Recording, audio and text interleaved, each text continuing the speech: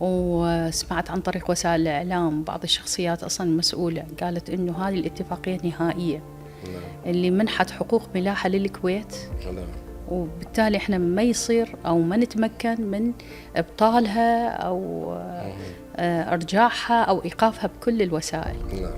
فأنا عندي زملاء حقيقة في لندن هناك، هم تواصلوا وياي بالبداية، قالوا لي دكتورة ترى هاي اكو اتفاقية تنضمين لنا، احنا كمجموعة شخصيات احنا رافضين لهاي الاتفاقية، شخصيات عراقية أكاديمية ايضا وهناك مستقرة في لندن.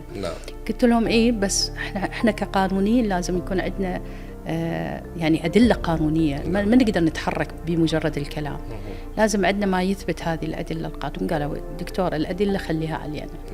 يا بشون الأدلة؟ قالوا عندنا خرائط تعود للاستعمار البريطاني للعراق بتلك الفترة، يبين إنه هذا الخرط من الحدود العراقية وليس مطل على الجانب الكويتي. حتى خروقات بالترسيم البري. بالترسيم البري نعم.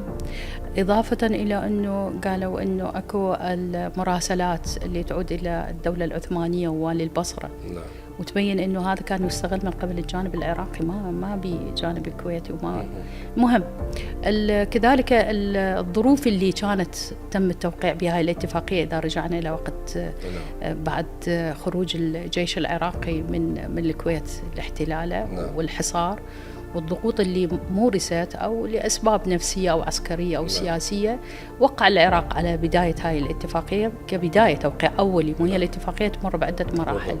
التوقيع الأولي وقع عليه وما كان حاضر الجانب العراقي، انسحب من ترسيم الحدود، فما كانت يعني قائمة على معلومات دقيقة 100%. بالتالي هاي الدفعات القانونية يؤخذ بها برأيك؟ طبعا.